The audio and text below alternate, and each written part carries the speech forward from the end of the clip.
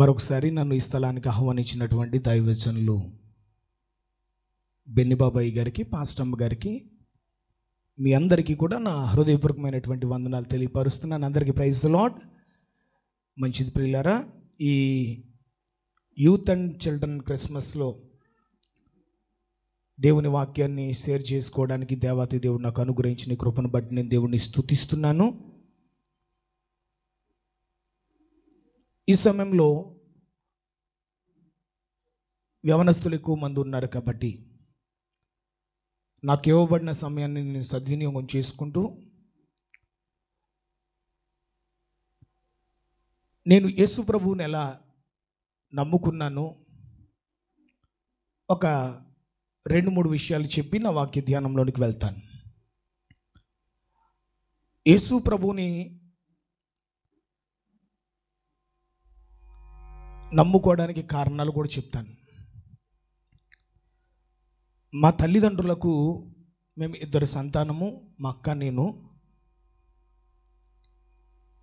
మా నాన్నగారు చిన్నప్పటి నుండి యేసుప్రభుని నమ్ముకున్నవారు కాదు. భయంకరమైనటువంటి వ్యక్తి ఆయన.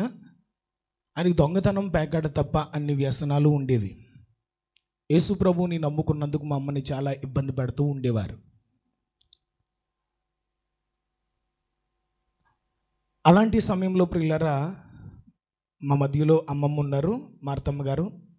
అమ్మమ్మ చేసిన ప్రార్థన, అదేవిధంగా మా అమ్మ చేసిన ప్రార్థన, చిన్న వయసులో, తెలిసి తెలియని వయసులో సండే స్కూల్కి మీ అంతంత పిల్లలుగా ఉన్నప్పుడు మేము కూడా మా అమ్మతో కలిసి మా తండ్రిని మార్చు తండ్రి అని ప్రార్థన చేస్తూ ఉండేవాళ్ళం. ఆ చేసిన ప్రార్థనలన్నీ దేవుడు అంగీకరించి మా నాన్నగారిని దేవుడు రక్షించుకున్నాడు. విషయం ఏంటంటే, మా నాన్నగారు మారిన తర్వాత తల్లిదండ్రుల చేసిన పాపాలు పిల్లల మీద పడతాయి అన్నట్టు మా ఇంట్లో వాళ్ళు, మా అమ్మకు మాత్రమే తెలుసు. మా నాన్నగారు కూడా తెలియని విషయాలు ఏంటంటే, నా ఫ్రెండ్స్, నా స్నేహితులు కూడా నా విషయాలన్నీ తెలుసు. అందరి దృష్టిలో మంచివాడిగా ఉండేవాడిని, మంచోడిని అని ఒక ముసుగేసుకున్నాను. కొన్ని విషయాలు ఊరంతా తెలుస్తాయి కానీ ఇంటి వరకు రావండి. ఊరందరికీ తెలుస్తాయి కానీ మన ఇంటి వరకు చాలా విషయాలు రావు. మా పిల్లలు చాలా మంచోళ్ళు అని అనుకుంటూ ఉంటారు. అలానే ప్రియులరా, నా జీవితం కూడా ఉండేది. చిన్నప్పటి నుండి సండే స్కూల్కి వెళ్తున్నా, దేవునిలో ఎదుగుతున్నా, కానీ నేను కరెక్ట్గా 8th 9th వచ్చేసరికి ప్రియులరా, కొంతమంది స్నేహితుల ప్రభావం వల్ల తప్పుదారి బట్టి ప్రియులరా, కొన్ని వ్యసనాలకి కూడా నేను బానిసనయ్యాను. నా ఫ్రెండ్స్, లైన్మెన్ గారు ఒక ఆయన ఉండేవాడు, వాళ్ళ కుమారుడు అర్జున్ అని, తర్వాత గడ్డం కిరణ్ అని, వీళ్ళతో పాటు నేను స్నేహం చేస్తూ తప్పుడు దారుల్లోనికి వెళ్ళా. మా అమ్మ వరకు చాలా విషయాలు వచ్చేవి. గారాబం కనుక మా నాన్నకు తెలిస్తే కొట్టేస్తాడేమో అని చెప్పి మా నాన్న వరకు వెళ్ళనిచ్చేది కాదు. చాలామంది ఏమనేవారంటే, అందరి నోట్లో నేనే ఉండేవాడిని. అన్నీ వివరించడానికి టైం కాదు, కానీ వీళ్ళమ్మ నాన్న కడుపున వీడు ఎలా పుట్టాడురా అని పేరు తెచ్చుకున్నా. మీకు అర్థమైందా? వీళ్ళమ్మ నాన్న కడుపున వీడు ఎలా పుట్టాడురా అని పేరు తెచ్చుకున్నా. నాతో పాటు నా స్నేహితుడు జాన్ వెస్లీ కూడా ఇక్కడ ఉన్నాడు. నా జీవితం అంతా వాడికి తెలుసు, చిన్నప్పటి నుండి నాతోనే ఉన్నాడు. సో నేను ఎలా మార్చబడ్డానో చూసిన తర్వాత వాడు కూడా మార్పు పొంది మా సంఘంలో చేర్చబడ్డాడు. ప్రియమైనటువంటి వాళ్ళరా, యవ్వన కాలంలో నా జీవితాన్ని నేను నాశనం చేసుకుంటున్న ఆ సమయంలో ఒక యాక్సిడెంట్ ద్వారా దేవుడు నన్ను పట్టుకున్నాడు. ద్వారపూడికి కేశవరానికి మధ్యలో గొడవన్స్ ఉంటాయి. ఆ గొడవన్స్ దగ్గర ఒక భయంకరమైన యాక్సిడెంట్ జరిగింది. నేను నా ఫ్రెండ్ బండి మీద వస్తున్నప్పుడు ఆ యాక్సిడెంట్ ద్వారా దేవుడు ఆ రాత్రి నాతో మాట్లాడాడు. సో ప్రియులారా, ఆ రోజు నా జీవితాన్ని నేను యేసయ్యకి సమర్పించాను. ఈరోజు యవనస్తులు చాలామంది తల్లిదండ్రులకు అవిధేయులుగా, గ్రామానికి చీడపురుగుల్లాగా తయారవుతూ తమ జీవితాలను చేతులారా నాశనం చేసుకుంటున్నారు. మీకు ఒక మాట చెప్తాను, దేశం భవిష్యత్తు అయినా, గ్రామం భవిష్యత్తు అయినా ఎవరి చేతుల మీద ఆధారపడి ఉంది? నేటి బాలలే రేపటి, చెప్పాలి, నేటి బాలలే రేపటి పౌరులు. సాతానుగా టార్గెట్ కూడా ఎవరో తెలుసా? చిన్నపిల్లలు, యవనస్తులు. యెరెమీయా గ్రంథంలో ఒక వాక్యం ఉంటుంది, వీధులలో పసిపిల్లలు లేకుండాను, రాజమార్గములలో యవనస్తులు లేకుండాను వారిని నాశనం చేయుటకు మరణము మన కిటికీలను ఎక్కుచున్నది అని అంటాడు. చూడండి, లోకంలో ఎక్కడ చూసినా యవనస్తుల్ని సాతానుగాడు టార్గెట్ చేశాడు.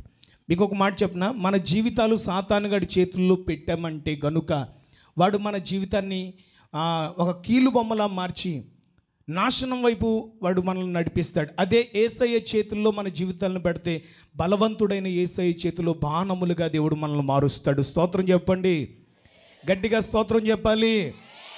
హల్లెలూయా. తల్లిదండ్రులకు అవిధేయుడిగా బ్రతుకుతున్న నన్ను మా అమ్మ నా కోసం చాలా కన్నీటి ప్రార్థన చేసింది.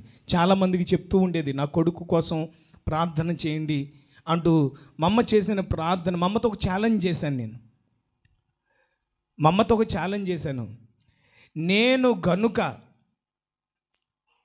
చిన్నప్పుడే దేవుడికి సమర్పించింది, దేవుడి సేవకి. మా అమ్మతో ఒక ఛాలెంజ్ చేశాను, నేను గనుక ఒకవేళ పొరపాటున ఫెయిల్ అయితే అప్పుడు ట్రైనింగ్ వెళ్తాను. ఎందుకంటే ఓవర్ కాన్ఫిడెన్స్, నేను మెరిట్ స్టూడెంట్ని కాబట్టి నాకు ఓవర్ కాన్ఫిడెన్స్ ఉండేది. ఒకవేళ పొరపాటున కానీ నేను ఫెయిల్ అయ్యానా ట్రైనింగ్ వెళ్తానన్న. మా అమ్మ ఒకటే ప్రార్థన చేయించేది, ఏమని? నా కొడుకు ఫెయిల్ అయిపోవాలి. ఏదైనా ప్రార్థన చేస్తుందా? అందరికీ చెప్పి నా కొడుకు ఫెయిల్ అయిపోవాలని ప్రార్థన చేయించింది. సో గర్వంగా విర్రవీగాను, పాస్ అయిపోతానని అనుకున్నాను. నా దాంట్లో కాఫీ కొట్టిన వాళ్ళకి మంచి మార్కులు వచ్చాయి, నేను మాత్రం ఒక మార్కులు ఉన్నది పోయింది. చాలా ఏడ్చాను, సూసైడ్ చేసుకోవడానికి చాలా ట్రై చేశాను. కానీ నాకు ఒక స్వభావం ఉంది, మాట ఇచ్చానా అది తప్పను. సో అమ్మకి ఇచ్చిన మాట ప్రకారంగా ట్రైనింగ్కి వెళ్ళాను. ఆ ట్రైనింగ్లో దేవుడు తన ఆత్మచేత నన్ను దర్శించాడు. ఆ రాత్రంతా నేను పరిశుద్ధాత్మ చేత నింపబడి నా పాపాలన్నీ ఒప్పుకొని దేవుని సన్నిధిలో ఉదయాన్నే లేచి దైవజనులతో మాట్లాడి నాకు బాప్తిస్మం కావాలి అని అడిగాను. యేసుక్రీస్తు నామములో నేను బాప్తిస్మం పొంది నా జీవితాన్ని యేసయ్యకి సమర్పించాను. స్తోత్రం చెప్పండి, హల్లెలూయా. ఏదో బ్రతుకు తెరువుకు దేవుడికి సేవకి రాలేదు.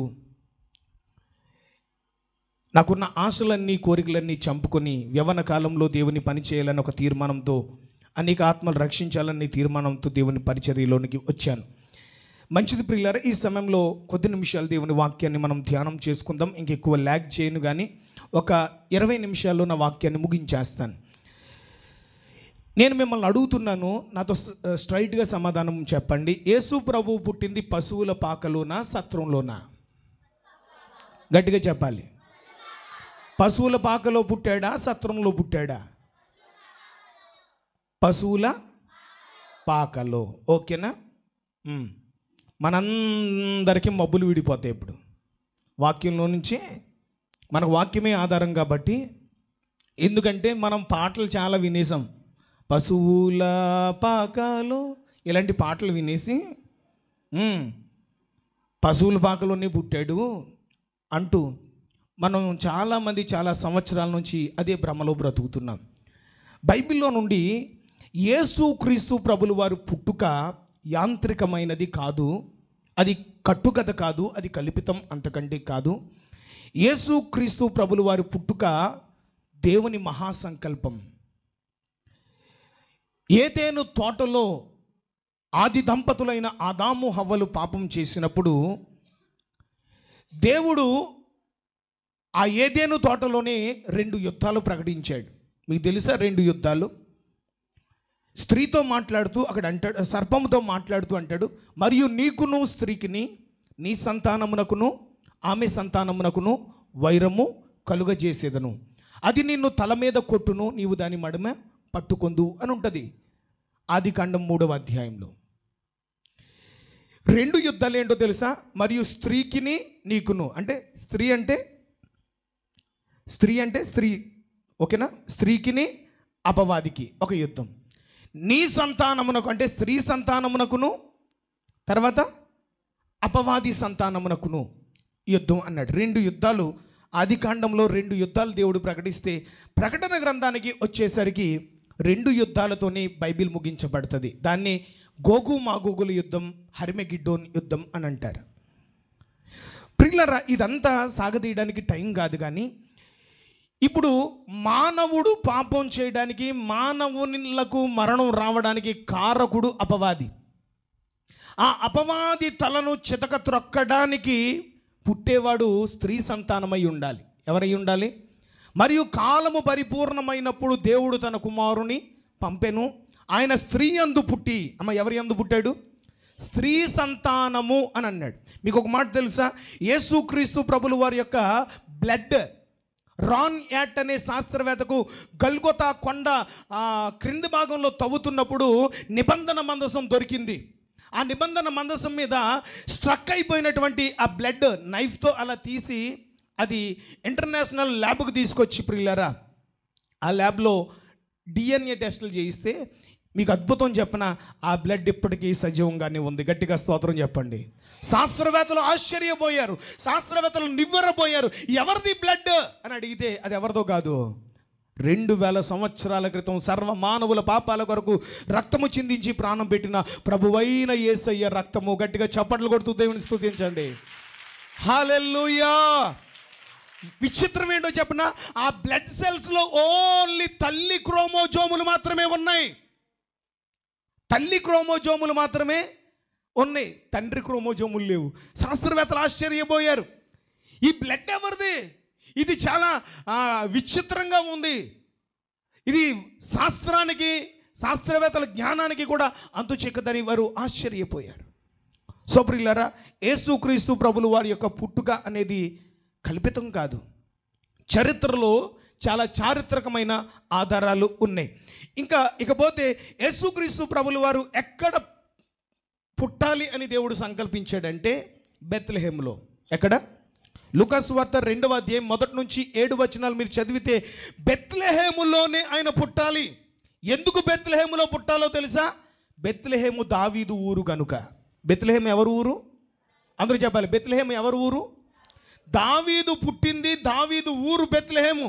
ఆ బెత్లెహేములో నుండే లోకాన్ని ఉద్ధరించే, లోకాన్ని ఏలే ఉద్ధారకుడిగా యేసుక్రీస్తు పుట్టాలన్నది ప్రవక్తల ద్వారా దేవుడు ప్రవచించిన, అది దేవుని సంకల్పం.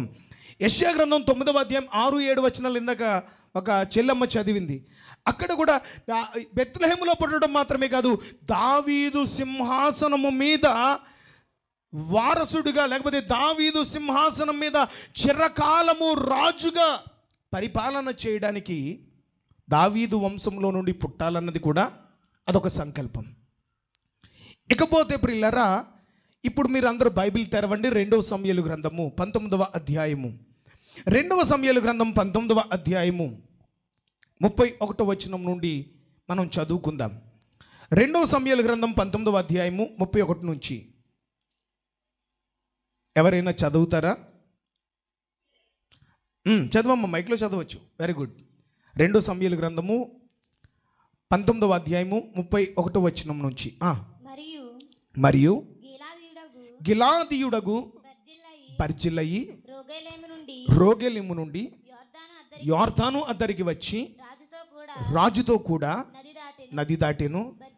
బర్జిల్లయి 8 సంవత్సరముల వయసు కలిగి బహుముసలి వాడై ఉండెను. అతడు అధిక ఐశ్వర్యవంతుడు కనుక రాజు మహనాయిములో ఉండగా అతనికి భోజన పదార్థములు పంపించుచు వచ్చాను. జాగ్రత్తగా వినాలి. క్రిస్మస్కి ఈ వాక్యానికి సంబంధం ఏంటండి పాస్టర్ గారు అని మీరు అనుకుంటారు. జాగ్రత్తగా వినండి. మీరు ప్రతి మాట జాగ్రత్తగా వింటే మీకు అర్థమవుతుంది. మీ కాన్సన్ట్రేషన్ దేవుని వాక్యం మీద మాత్రమే ఉండాలి. దావీదు మహారాజు తన కడుపున పుట్టిన అబ్సలోం కన్న కొడుకు దావీదుకు శత్రువుగా మారిపోయాడు. కన్న కొడుకు దావీదుకు శత్రువుగా మారిపోవడానికి కారణం ఏంటంటే, తండ్రి కొడుకుల మధ్యలో చిచ్చులు పెట్టి కలహాలు గొడవలు పెట్టడానికి కారకుడు ఎవడంటే అహీతోపేలు. ఈ అహీతోపేలు అనేవాడు తండ్రి కొడుకుల మధ్యలో ప్రియులారా చిచ్చులు పెట్టాడు. అమ్మ, మీరు వింటున్నారా యవనస్తులు? మీకు కూడా మీరు చాలా మంచోళ్ళు. మీ తల్లిదండ్రులు మీకు మంచి మాటలు చెప్తుంటే ఏం చేస్తారు తెలుసా? మీ అమ్మ అలాగే అంటుందిరా, మీ నాన్న అలాగే అంటాడురా, నువ్వు ఎలా ఉంటే కుదరదో, ఎప్పుడు చూసినా నీ విలువ తీసేస్తారు, పరువు తీసేస్తారు. తల్లిదండ్రులు ఎప్పుడు ఎలా ఉంటారు చెప్పండి? మేలు కోరే స్నేహితుడు ఎలా ఉంటాడు? మీకు అర్థం అవడానికి చెప్తా. కాకరకాయ మంచి చేస్తుందా, పంచదార మంచి చేస్తుందా? గట్టిగా, కాకరకాయ మంచి చేస్తుందా, పంచదార మంచి చేస్తుందా? ఈ రెండిట్లో హెల్త్కి ఏది మంచిది? కాకరకాయ తింటారా? మరి మీరే చెప్పారు కదా కాకరకాయ మంచి చేస్తుంది అన్నారు. అంటే మంచి చెప్పేదైనా మంచి చేసేదైనా చేదుగానే, కఠినంగానే, కష్టంగానే ఉంటుంది. చెడు చేసేది, మనకు కీడు చేసేది ఏదైనా సరే చాలా తీయగా ఉంటుంది. మనం దేన్ని ఇష్టపడతాం? మంచి చేసేదాన్ని ఎప్పుడు కూడా మనం ఇష్టపడం కదా. ఇప్పుడు దావీదుకి తండ్రికి వ్యతిరేకంగా అబ్షలోముకు అహీతోపెలు అనేవాడు పిల్లల తండ్రికి వ్యతిరేకంగా ఎక్కించాడు. ఆ మాటలను బట్టి అబ్షలోము ఏం చేశాడంటే తండ్రికి శత్రువుగా మారి తండ్రిని చంపడానికి, తండ్రిని చంపి తాను రాజు అవ్వడానికి ప్రయత్నాలు చేస్తున్నాడు. నా కొడుకుతో నేను యుద్ధం చేయడం ఏంటని చెప్పి దావీదు ఏం చేశాడంటే అరణ్యంలోనికి పారిపోయి అరణ్యంలో ఉన్నాడు. దావీదుతో దాదాపుగా 300 మంది యోధులు ఉన్నారు. జాగ్రత్తగా వినాలి. దావీదు అరణ్యంలో ఉన్నప్పుడు ఆ అరణ్యం పేరు మహనాయీము అరణ్యం అన్నారు. అమ్మ, ఏ అరణ్యం అది? అందరూ చెప్పాలి. మహనాయీము అరణ్యం. ఆ మహనాయీము అరణ్యంలో దావీదు ఉన్నప్పుడు గిలాదీయుడైనటువంటి బర్జిల్లయి అనే ఒక 80 సంవత్సరాల వయసు ఉన్నటువంటి వృద్ధుడు ఒక కన్న తండ్రి వలె దావీదును ఆదరించాడు. ఒక కన్న తండ్రి వలె దావీదునుకు ఆదుకొని ఆ అరణ్యంలో దావీదు ఉన్నంత కాలము అతనికి భోజన పదార్థములు పంపించుచు వచ్చాడట. ఇప్పుడు దావీదు కుమారుడైనటువంటి అబ్షలోము చనిపోయిన తర్వాత దావీదు తిరిగి తన రాజ్యానికి వెళ్ళిపోయేటప్పుడు బర్జిల్లయితో అంటున్నాడు, ఈ అరణ్యంలో ఉన్నంత కాలము ఒక కన్న తండ్రి వలె నన్ను ఆదరించావు, ధైర్యపరిచావు, నన్ను చేరదీసావు, నా కడుపు నింపావు, నాకు భోజన పదార్థాలు పంపించి నన్ను పోషించావు. కాబట్టి ఇదిగో నేను నా రాజ్యానికి వెళ్ళిపోతున్నాను, నీవు నాతో కూడా వచ్చేయి, నీవు బ్రతికినంత కాలము నేనే చూసుకుంటాను నిన్ను అని చెప్పేసి బర్జిల్లయితో దావీదు అంటే, బర్జిల్లయి అన్నాడు, నాకు 80 సంవత్సరాల వయసు, నేను ఇంకెంతకాలం బ్రతుకుతాను, నాకు సుఖదుఖములకున్న భేదం తెలుసా, అన్నపానముల రుచి నేను ఎరుగుతున్నా, గాయకుర్ర యొక్కయు గాయకురాండ్ర యొక్కయు స్వరం నాకు ఏమైనా తెలుసా, నీ సేవకుడనైనా నేను నీకెందుకు భారముగా ఉండవలెను అని చెప్పి నీవు నాకు అంత ప్రత్యుపకారం చేయనేలా అని చెప్తూ అక్కడ ఒక మాట అంటాడు. ఏమనంటే, నీవేదైనా మేలు చేయాలనుకుంటే, ఆ మాట చదవండి ఒకసారి. 19వ అధ్యాయము 2 సమూయేలు గ్రంథము 19వ అధ్యాయము 37 వచనం. నేను నా ఊరి యందుండి మరణమై నా తల్లిదండ్రుల సమాధిలో పాతి పెట్టబడుటకై అచ్చడికి తిరిగిపోవునట్లు నాకు సెలవిమ్ము, చిత్తగించుము, నీ దాసుడగు కింహాము నా ఏలినవాడవును రాజువగు నీతో కూడా వచ్చుటకు సెలవిమ్ము, నీ దృష్టికి ఏది అనుకూలమో దానిని అతనికి చేయమని మనవి చేయగా రాజు కింహాము నాతో కూడా రావచ్చును, నీ దృష్టికి అనుకూలమైన దానిని నేను అతనికి చేసేదను. దేవునికి గట్టిగా స్తోత్రం చెప్పండి. బర్జిల్లయికి 2 కొడుకులు, అందులో కింహాము అనేవాడు ఒక కొడుకు. అమ్మ, కొడుకు పేరు ఏం పేరు? అందరూ చెప్పండి, ఏం పేరు? కింహాము. ఓకేనా? ఈ పేరు గుర్తుపెట్టుకోండి, కింహాము. ఈ బర్జిల్లయి ఏమన్నాడంటే, నాకేదైనా ఉపకారం చేయాలనుకుంటే నాకు చెయ్యొద్దు, కానీ ఇదిగో నా కుమారుడైన కింహాము ఉన్నాడు, ఈ కింహామును నీతో కూడా తీసుకొని వెళ్ళి నా కోసం ఏదైనా ప్రత్యుపకారం చేయాలంటే నా కుమారుడైన కింహాముకు చేయమని చెప్పి దావీదుతో అన్నాడు. దావీదుతో పాటు ఈ బర్జిల్లయి యొర్దాను నది దాటి అవతలకు వచ్చి సాగనంపి ముద్దు పెట్టుకున్నాడు. ఆ తరువాత దావీదుతో ఉన్న వారు ఆ కింహామును తీసుకొని యెరూషలేముకు వెళ్ళిపోయారు. ఇప్పుడు ఈ స్టోరీ అంతా మాకెందుకు చెప్తున్నారని మీరు అనుకుంటున్నారేమో. ఈ కింహాము అనేవాడు చాలా ప్రాముఖ్యమైన వాడు. ఎందుకు ఈ కింహాము అనేవాడు అంత ప్రాముఖ్యమైన వాడు అంటే, ఇప్పుడు ఇర్మియా గ్రంథం 41వ అధ్యాయము చూడండి. ఇర్మియా గ్రంథము 41వ అధ్యాయము 41వ అధ్యాయములో 18వ వచనాన్ని చదువుదాం.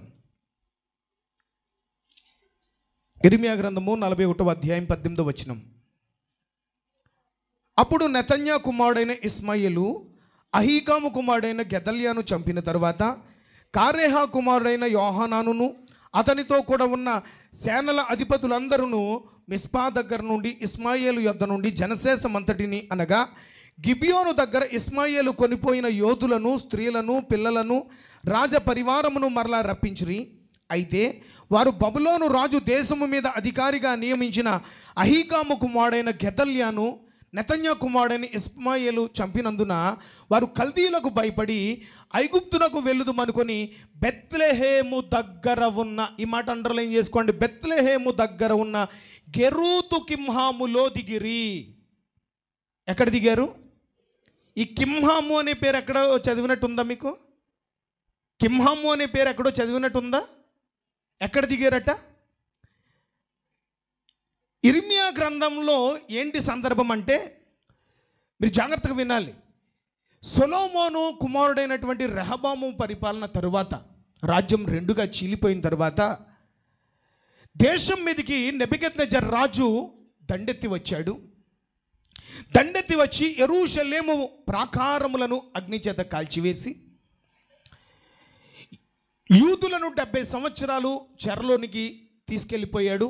కొంతమందిని యెరూషలేములోనే విడిచిపెట్టాడు. యెరూషలేములో విడవబడిన వారి మీద ప్రియులారా గెదల్యా అనే వ్యక్తిని అధికారిగా నియమించాడు.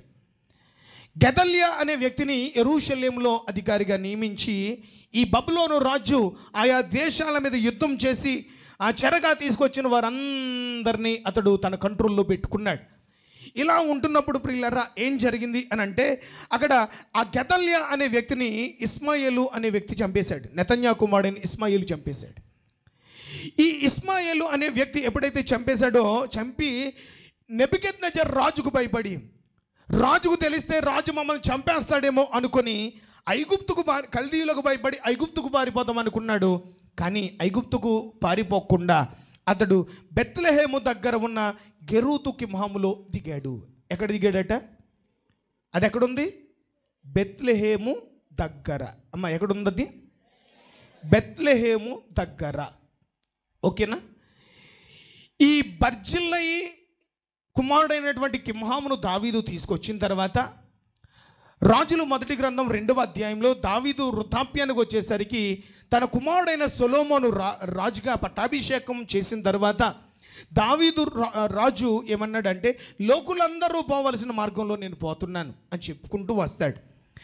నేను పరిపాలించేటప్పుడు నాకు ఎంతమంది కీడు తలపెట్టారో, ఎంతమంది శత్రువులు ఉన్నారో వాళ్ళందరికీ నువ్వు లెక్కలు సరిచేయాలి. నేను ఆపదల్లో కష్టాల్లో ఉన్నప్పుడు కొంతమంది నాకు సహాయం చేశారు, వాళ్ళకి కూడా నువ్వు ఉపకారం చేయాలి అని చెప్పుకుంటూ అక్కడ 2వ అధ్యాయం 6వ వచనంలో చెప్తాడు. ఏమని తెలుసా? బర్జిల్లయి కుమారులను నీవు చేర్చుకొని నీ భోజనపు బల్ల దగ్గరే వారికి అన్నపానములు పెట్టాలి అని చెప్పి దావీదు కుమారుడైన సొలొమోనుకి మరణకాలంలో ఆ మాట ఖండితంగా ఆజ్ఞాపిస్తాడు. ప్రియులారా ఇంకొక చోట ఏమని రాయబడిందంటే, దావీదు చనిపోతూ బర్జిల్లయి చేసిన ఉపకారాన్ని దావీదు మర్చిపోలేక ఒక తండ్రిలా నన్ను ఆదరించాడని చెప్పి దావీదు ఏం చేశాడో తెలుసా? బెత్లెహేములో ఉన్న తన సొంత ఇంటిని బర్జిల్లయి కుమారుడైన కింహాముకు రాసిచ్చేశాడు. బెత్లెహేములో దావీదుకు సొంత ఇల్లు ఉంది. ఆ బెత్లెహేములో సొంత ఇల్లు దావీదుకి ఎలా వచ్చిందంటే, దావీదు తాతగారు ఎవరంటే బోయజు. దావీదు తాతగారు ఎవరు? బోయజు కోసం రూతు గ్రంథం 1వ అధ్యాయం 2వ వచనంలో వాళ్ళు బెత్లెహేము ఎఫ్రాతీయులు అని రాస్తుంది. రూతు గ్రంథం 4వ అధ్యాయం 12వ వచనంలో బోయజు రూతును వివాహం చేసుకున్న తర్వాత, 4వ అధ్యాయం 12వ వచనంలో బోయజు రూతును వివాహం చేసుకొని మోయాబీయురాలైన రూతును వివాహం చేసుకున్న తర్వాత ఆ బెత్లెహేములో ప్రియులారా రాతిలో ఒక అద్భుతమైనటువంటి భవనాన్ని తొలిపించుకున్నట్టుగా చరిత్ర చెప్తుంది. తన కోసం బెత్లెహేములో ధనవంతుడు బోయజు కనుక తన స్థాయికి తన రేంజ్కు తగ్గట్టుగా ఒక అద్భుతమైనటువంటి ఇంటిని బోయజు రాతిలో బెత్లెహేంలో తొలిపించుకున్నట్టుగా చరిత్ర చెప్తూ ఉంది. ప్రియులారా, ఆ ఇంటిని తాత ఆస్తి మనవడికి సొంతం కనుక అది దావీదుకు వారసత్వంగా లభించింది. ఆ సొంత ఇంటిని దావీదు ఏం చేశాడు తెలుసా? బర్జిల్లయి చేసిన ఉపకారాన్ని బట్టి తన కుమారుడైన కిమ్హాముకు రాసి ఇచ్చేశాడు. కిమ్హామును దావీదు తీసుకొని వెళ్ళిపోయాడు కాబట్టి కొన్ని సంవత్సరాల తర్వాత కిమ్హాము తండ్రి అయిన బర్జిల్లయి చనిపోయాడు. బర్జిల్లయి చనిపోతే ఇప్పుడు కిమ్హాము ఏం చేశాడంటే, ఈ బెత్లెహేములో నా చుట్టాలు లేరు, నా బంధువులు లేరు, నా రక్త సంబంధులు లేరు, నేను ఇక్కడ ఎందుకు ఒంటరిగా ఉండాలి అని చెప్పి ఆ బెత్లెహేములో దావీదు రాసిచ్చినటువంటి ఆ ఇంటిని ఈ బర్జిల్లయి కుమారుడైనటువంటి కిమ్హాము ఒక సత్రంగా మార్చి ఎలా మార్చాడు? దాన్నే ఏమని పేరు పెట్టాడంటే, ఇర్మియా గ్రంథంలో మనం చదివిన వాక్యంలో గెరూతు కిమ్హాము సత్రం అన్నారు దాన్ని. ఏ సత్రం అది? అక్కడ రాశాడు కదా, ఆ రోజుల్లో నరహంతకులు, బందిపోటు దొంగలు, యాత్రికులు, పరదేశులు అందరూ కూడా ఆ సత్రంలో తలదాచుకునేవారు. అక్కడ అన్నాడు గెరూతు కిమ్హాములో దిగిరి. మేము కొన్నిసార్లు ఇలా వాక్యానికి వెళ్ళేటప్పుడు కొంతమంది దైవ సేవకులు మాకు లాడ్జ్లో రూమ్లు ఇస్తారు. మీరు ఏ లాడ్జ్లో దిగారండి అని అడుగుతారు. మీకు అర్థమైందా? దిగడం అంటే ఏంటి? అదొక సత్రం, గుర్తుపెట్టుకోండి. ఆ సత్రం పేరేంటో తెలుసా? గెరూతు కిమ్హాము సత్రం. ఇదంతా మాకెందుకండి అని మీరు అనుకుంటున్నారా? యేసు ప్రభువు పుట్టింది పశువుల పాకలో కాదు. ఎక్కడ పుట్టాడు? మీరు జాగ్రత్తగా వినండి. ఇప్పుడు ఈ గెరూతు కిమ్హాము సత్రం ఉంది కదా, ఈ గెరూతు కిమ్హాము సత్రంగా అది మార్చబడిన తర్వాత కొన్ని సంవత్సరాలు గడిచిపోయిన తర్వాత ఏం జరిగింది అని అంటే, యేసుక్రీస్తు పుట్టుకలో కొన్ని అద్భుతాలు ఉన్నాయి. అది ఏంటంటే, మొట్టమొదటి జనాభా లెక్కలు. ఏ లెక్కలు? అందరూ చెప్పండి, ఏ లెక్కలు? కైసర్ అగస్టీస్, ఆయన్ని కైసర్ ఐగుస్తు అని అన్నారు. కైసర్ అగస్టీస్ అనే చక్రవర్తి మొట్టమొదటి జనాభా లెక్కలు తీసుకొచ్చాడు. ఆ జనాభా లెక్కల్లో నమోదు చేయించుకోవడానికి ఏ ప్రాంతానికి చెందినవారు ఆ ప్రాంతానికి వెళ్ళిపోతుంటే, మరియకు ప్రదానము చేయబడిన యోసేపు దావీదు వంశంలో పుట్టినవాడు, బెత్లెహేము ప్రాంతానికి చెందినవాడు కనుక ఆ జనాభా లెక్కల్లో తనకు ప్రదానము చేయబడిన మరియ కూడా ఆ లెక్కల్లో చేర్చబడాలని అతడు నిండు గర్భిణీగా ఉన్న మరియమ్మను తీసుకొని బెత్లెహేముకు ప్రయాణం చేశాడు. ఆ బెత్లెహేముకు వెళ్ళిన తర్వాత తన ప్రసవ దినాలు నిండిపోతే సత్రములో చోటు లేనందున అనే మాట మీకు కనిపిస్తుంది. ఎక్కడ చోటు లేదు? పశువుల పాకలో పుట్టినట్టు ఒక్క రెఫరెన్స్ లేదు. ఆయన పుట్టింది సత్రంలో. ఎక్కడ పుట్టాడు చెప్పండి అందరూ? సత్రంలోనే పుట్టాడు. కానీ ఆ సత్రంలో చోటు లేనందున ఆయన తీసుకెళ్ళి ఎక్కడ పడుకోబెట్టారు? పశువుల తొట్టెలో ఆయన పరుండబెట్టారు. ఇంకొక మాట చెప్పనా మీకు, ఆయన పుట్టింది సత్రంలో మాత్రమే కాదు, ఆయన తన సొంతింట్లో పుట్టాడు. గట్టిగా స్తోత్రం చెప్పండి. ఎక్కడ పుట్టాడు?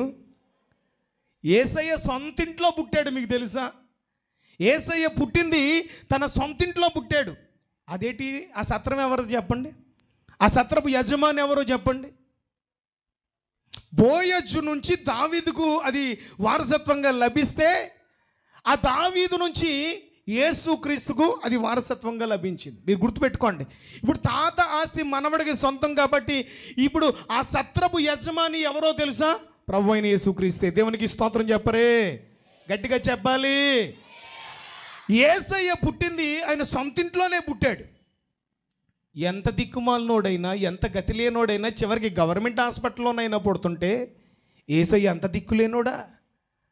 ఆయన పుట్టుకను గురించి దేవుడు మహాసంకల్పముతో ఎక్కడ పుట్టాలో, ఎలా పుట్టాలో అనేక విషయాల ప్రవచన రీతిగా ముందే దేవుడు బయలుపరిస్తే ఆయన పశువుల పాకలో ఎందుకు పుడతాడు? ఆయనకు అంత గతి లేనోడా? సో ప్రియులారా, ఇక్కడ మనం ఆలోచన చేస్తుంటే ఆయన తన సొంత ఇంట్లో పుట్టాడు. ఇంకొక విషయం చెప్తాను. ఆయన సొంత ఇంట్లో పుట్టడం మాత్రమే కాదు, సత్రములో చోటు లేదు. ఎక్కడ చోటు లేదు? అందరూ చెప్పాలి, ఎక్కడ చోటు లేదు? సత్రములో.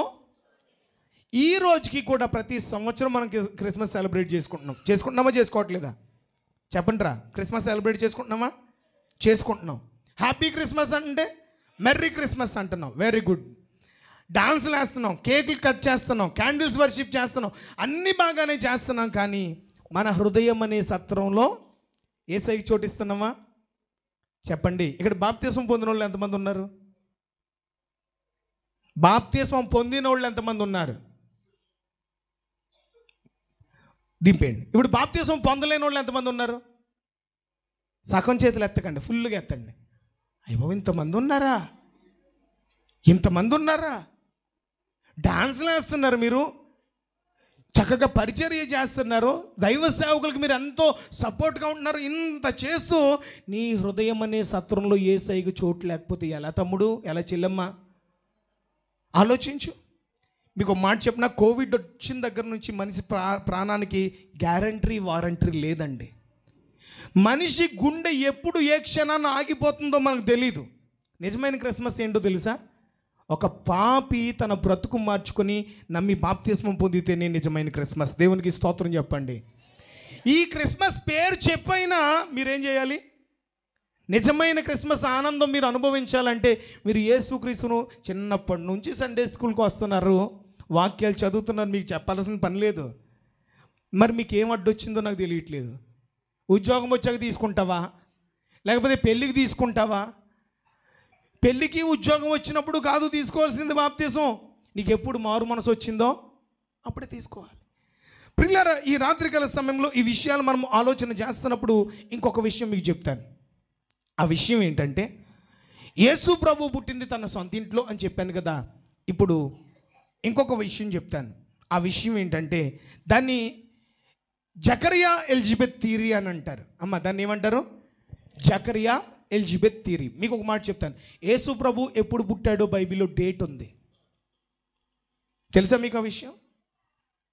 ఈ మధ్యకాలంలో ఒక పిచ్చోడు తిరుగుతున్నాడు రోడ్లంట, మత పిచ్చి పట్టి అడుక్కునేవాడు. రైల్వే స్టేషన్లో తిరుగుతూ ఉంటాడు. అంటే వాడు మతాన్ని వాడు ప్రకటించుకోవచ్చు. హైందవ సహోదరులు చాలా మంచోళ్ళు, వాళ్ళ జోలికి మేము వెళ్ళాం. కానీ ఈ పిచ్చోడు క్రైస్తవ్యం మీద పడి ఏడుస్తూ ఉంటాడు. రాధా మనోహర్ దాస్ అని ఒక పిచ్చోడు ఉంటాడు. ఆడెప్పుడు చూసినా యేసు ప్రభు పుట్టిన డేట్ చూపించండి, డేట్ చూపించండి అని అంటాడు. ఈ వీడియోలు ఎన్నోసార్లు వాడికి పంపించాం, స్పందించలా. యూట్యూబ్ ఛానల్ ఉంది మాకు, అపోస్తలిక్ కింగ్డమ్ అనే యూట్యూబ్ ఛానల్ ఉంటుంది.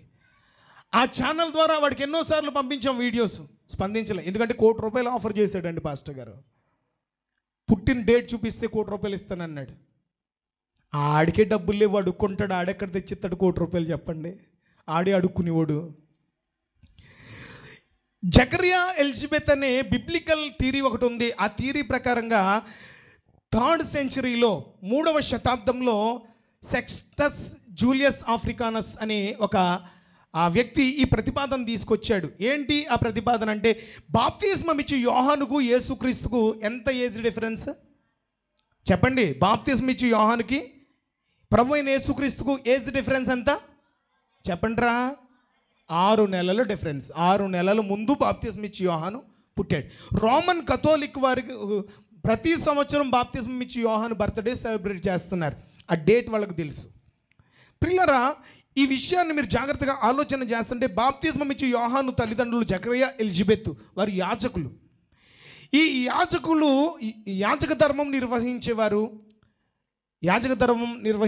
జకరియా తన తరగతి క్రమం చొప్పున యాజక సేవ చేయడానికి దేవాలయంలోనికి వెళ్ళాడు. దాన్ని అబియా తరగతి అన్నాడు. ఏ తరగతి అది? అందరూ చెప్పండి. అబియా తరగతి. అబియా తరగతి. అయితే ప్రియులారా, ఈ అబియా తరగతి చొప్పున యాజకత్వం చేయడానికి దేవాలయంలోనికి వెళ్ళాడు. 24 తరగతులు ఉంటాయి. ఎన్ని తరగతులు? ఇది నెహెమ్యా గ్రంథం 12వ అధ్యాయం 17వ వచనంలోను రాసుకుంట తర్వాత చదువుకోండి. నెహెమ్యా గ్రంథం 12వ అధ్యాయం 17వ వచనంలో, మొదటి దినవృత్తాంతాల గ్రంథం 24వ అధ్యాయం 10వ వచనంలో ఈ తరగతుల వివరాలు ఉంటాయి. 24 తరగతులు. సంవత్సరానికి ఎన్ని నెలలు? 12 నెలలు. నెలకు 2 చొప్పున యాజకత్వం చేస్తారు. అమ్మ, నెలకి 2 చొప్పున 24 యాజకులు 12 నెలలు, నెలకు 2 చొప్పున యాజకత్వం చేస్తారు. అబియా తరగతి అంటే 8వ తరగతి. ఎన్నో తరగతి? ఇది ఎప్పటి నుంచి స్టార్ట్ అవుతుందంటే, లూనర్ బేస్డ్ క్యాలెండర్ ప్రకారంగా, అంటే ఇప్పుడున్న క్యాలెండర్ గ్రిగేరియన్ క్యాలెండర్. ఇది గ్రిగోరియన్ క్యాలెండర్, అప్పుడు లోనర్ బేస్డ్ క్యాలెండర్, యూదుల క్యాలెండర్. ఆ క్యాలెండర్ ప్రకారంగా మార్చి 15 నుండి అది క్యాలెండర్ ప్రారంభమవుతుంది. మార్చి 15 నుండి ఈ లూనర్ బేస్డ్ క్యాలెండర్ ప్రారంభమవుతుంది. నెలకు 15 రోజులు ఒకరు, 15 రోజులు ఒకరు యాజక ధర్మం జరిగించేవాళ్ళు. 24 యాజకులు 12 నెలలు ఇలా యాజక ధర్మం జరిగిస్తూ ఉండేవారు.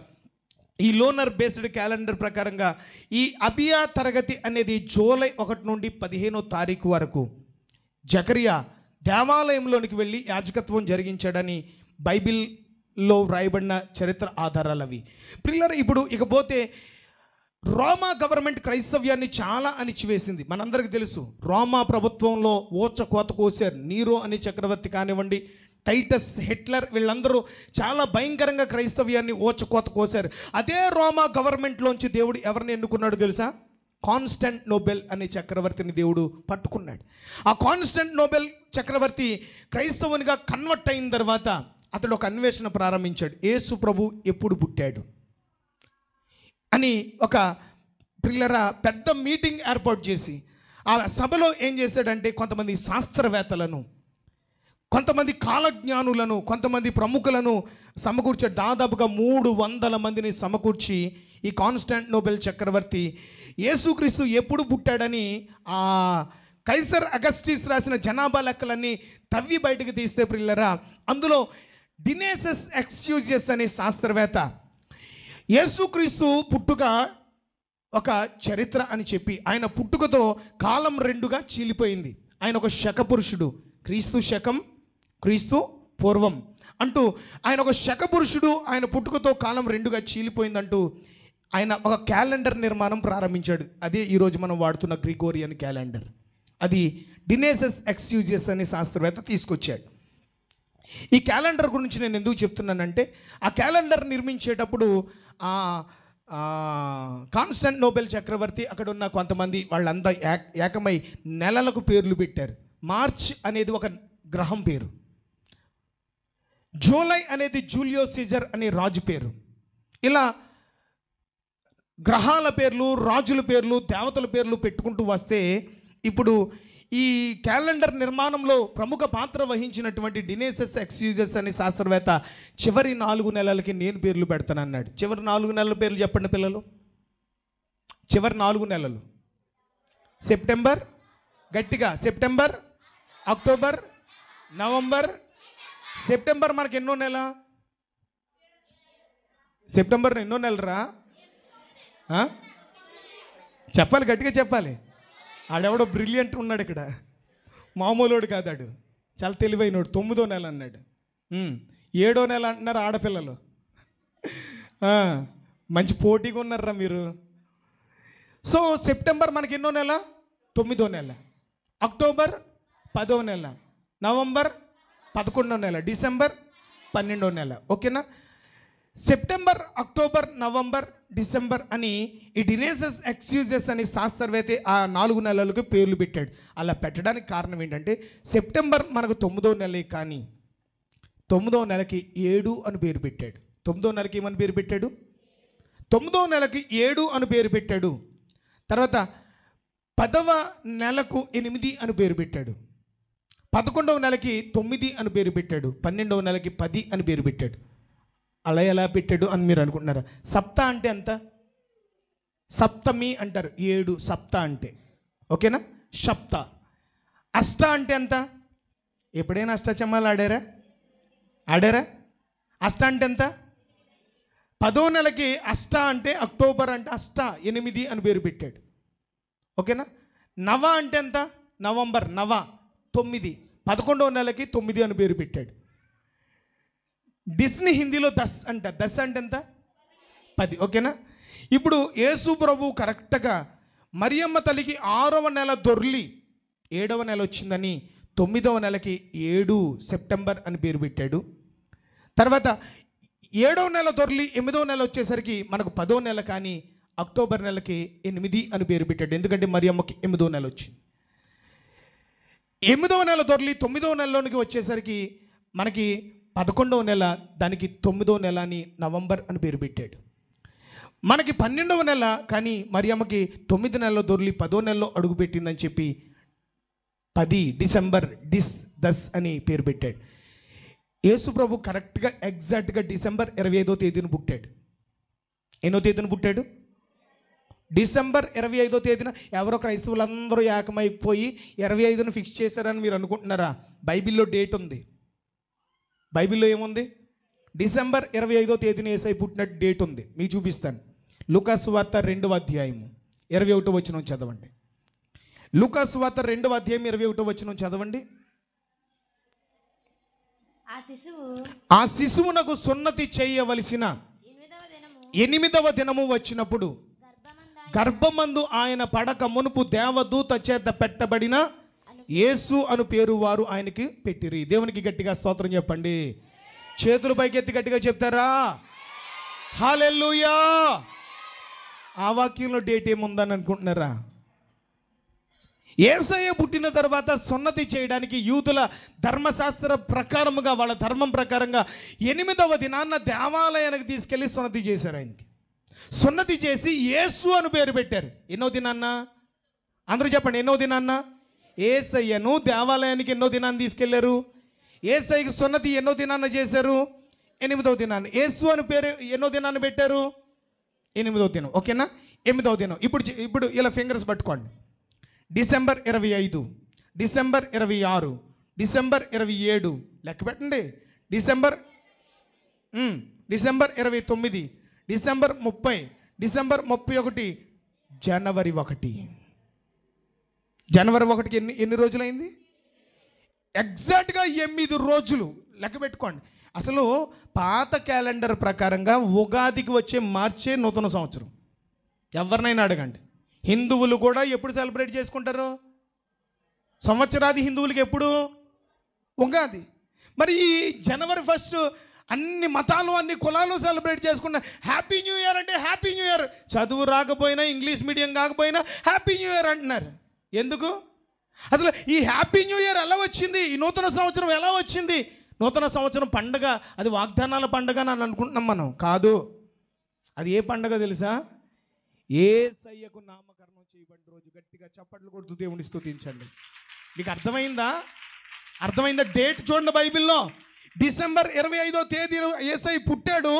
8 రోజులు కౌంట్ చేసుకుంటే జనవరి 1 గ్రిగోరియన్ క్యాలెండర్ నిర్మించిన డినేసెస్ ఎక్స్యూజియస్ అనే శాస్త్రవేత్త వివరంగా ఇవన్నీ నమోదు చేశాడు. ప్రియులారా, యేసు ప్రభు పుట్టుక కల్పితం కాదు, కట్టుకథ కాదు.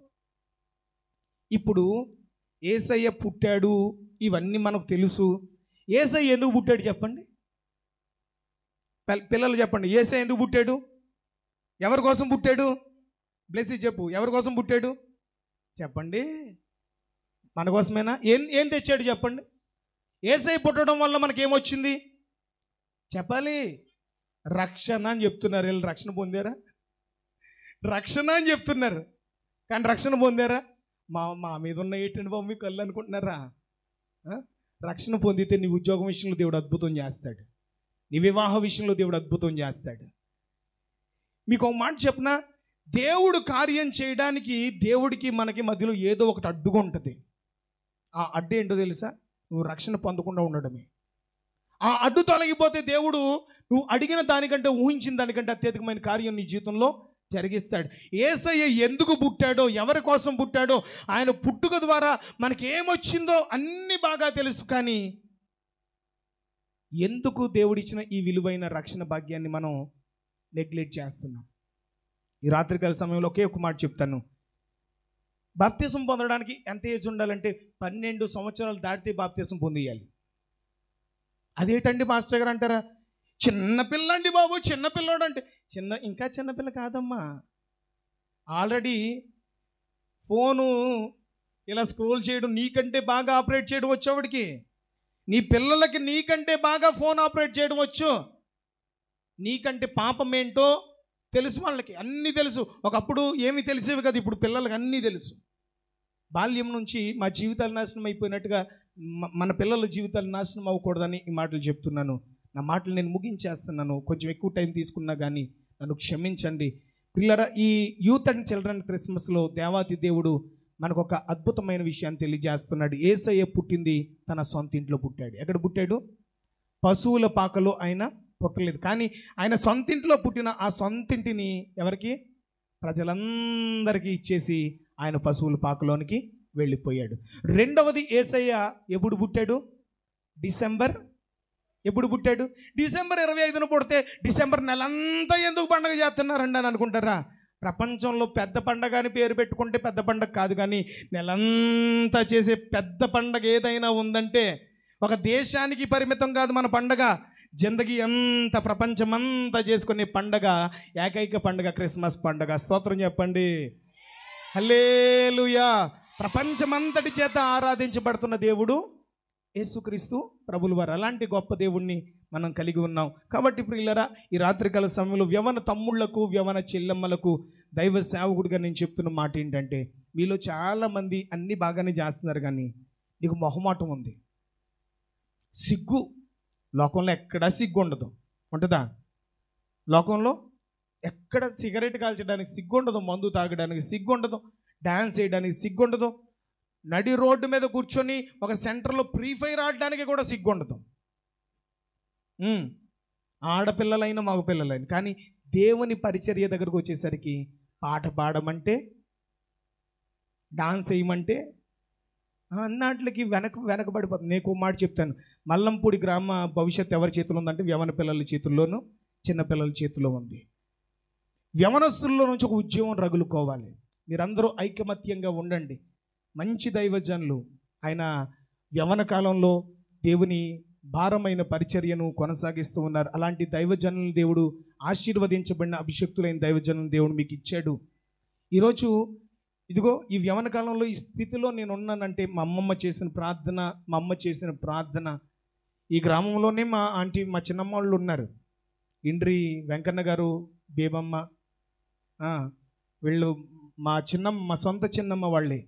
సో ఏది ఏమైనా కానీ ఈ మాటలు మీతో చెప్తూ నా వాక్యాన్ని నేను ముగింపులోకి తీసుకొచ్చి, యేసయ్య పుట్టింది మన కోసం పుట్టాడు, మనకు రక్షణ తెచ్చాడు, పాప క్షమాపణ తెచ్చాడు, నిన్ను నన్ను నరకం నుండి, ఉగ్రత నుంచి తప్పించి నిత్య జీవానికి వారసులుగా చేయడానికి యేసయ్య పుట్టాడు. ఆనాడు యవ్వనస్తులైనటువంటి యోసేపు మరియమ్మలు తన జీవితాన్ని యేసయ్యకి సమర్పించినట్టుగా మన జీవితాలు కూడా యేసయ్యకి సమర్పించినప్పుడు అనేకులకు ఆశీర్వాదకరంగా మన జీవితాలు ఉంటాయి. అట్టి కృపా ధన్యత దేవాది దేవుడు మనందరికీ అనుగ్రహించును గాక. చిన్న ప్రార్థన చేసుకుందాం. ఒక చిన్న ప్రార్థన. తలలు వంచి కండ్లు మూసుకొని చేతులు రెండు అలాగే పైకెత్తండి. ఒక చిన్న ప్రార్థన చేసుకుందామా? ఒక్క చిన్న ప్రార్థన. ఈ రాత్రి దేవుడు నాతో మాట్లాడాడు. యేసయ్య నా కోసమే వచ్చాడు, నా కోసమే ఆ గొప్ప దేవుడు మనిషిగా పుట్టాడు. ఇన్ని సంవత్సరాలు నేను ఎన్నిసార్లు దేవుడు దైవజనుల్లోంచి మాట్లాడినా నేను లోబడకుండా బాప్తిస్మానికి వాయిదాలు వేస్తూ వచ్చాను. ఈ రాత్రి నా జీవితాన్ని యేసయ్యకి సమర్పించుకుంటాను, నేను ఇక ఆలస్యం చేయను, బాప్తిస్మం పొందేస్తాను అని సమర్పించుకుంటే కనుక, యవనస్తులారా ఇక ఆలస్యం చేయకండి. ఇక ఆలస్యం చేయకుండా మీ జీవితాలను దేవునికి సమర్పించండి. ఒక చిన్న ప్రార్థన చేసుకుందాము. యేసయ్య సత్రంలో అంటే తన సొంత ఇంట్లో పుట్టాడని, యేసయ్య డిసెంబర్ 25వ తేదీనే పుట్టాడని ఇదిగో బైబిల్ ఆధారాలను బట్టి రాత్రి మనం నేర్చుకున్నాము. ప్రార్థన చేసుకుందాం. సకల ఆశీర్వాదములకు కారణభూతుడువైన మా ప్రియ పరలోకపు తండ్రి, అత్యంత కృప కలిగిన మా యేసు రాజా, నీ ఘనమైన, పవిత్రమైన, ఉన్నతమైన, మహోన్నతమైన నామమునకు కృతజ్ఞతాస్తుతులు, స్తోత్రాలు చెల్లిస్తూ ఉన్నాను. రాత్రికాల సమయంలో దైవజనులు, యవ్వన కాలంలో నాయన నీ కాడి మోస్తున్న దైవజనులు బెన్నిబాబు గారిని బట్టి, పాస్టమ్ గారిని బట్టి నీకు వందనాలు. మల్లంపూడి ప్రాంతానికి మంచి దైవ సేవకులను నీవు ఇచ్చావయ్యా. ఆయన కల్మషము లేనటువంటి ఒక ఆత్మపూర్ణులైన, ఒక స్వచ్ఛమైనటువంటి నయన స్తోత్ర మనస్సు కలిగిన దైవ సేవకులను ఇచ్చినందుకు ఈ ప్రాంతానికి అందును బట్టి నిన్ను స్తుతిస్తున్నాను. దైవజనులకు ఇంకా నువ్వు మంచి ఆరోగ్యం ఇచ్చి నీ పరిచర్యలో బలమైన సాధనాలుగా వాడుకోమని ప్రార్థన చేస్తున్నాను. మా యేసయ్య ఈ సమయంలో, ఈ రాత్రికాల సమయంలో ఇగో ఈ స్థలంలో ఈ యూత్ అండ్ చిల్డ్రన్ క్రిస్మస్లో ఎంతోమంది చిన్న పిల్లలు ఉన్నారయ్యా. చిన్న పిల్లల మీదకి నీ ఆశీర్వాదం దిగి రానివ్వండి.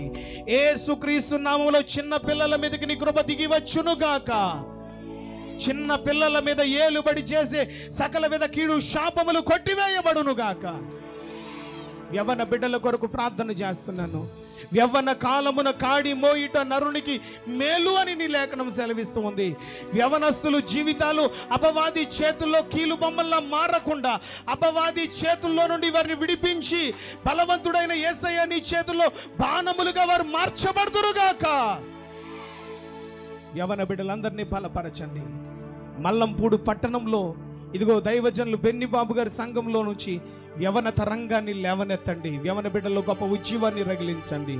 ఈ పరిచర్యను ఇంకనూ నానాటికి అభివృద్ధి పరచండి. ఇదిగో నాయన రాబోయే దినాల్లో ఈ మందిరాన్ని ఇంకనూ విశాలపరచబోతున్నందుకు వందనాలు. ఈ మందిరాన్ని ఇంకనూ మందిర సరిహద్దులు విశాలపరచబోతున్నందుకు వందనాలు.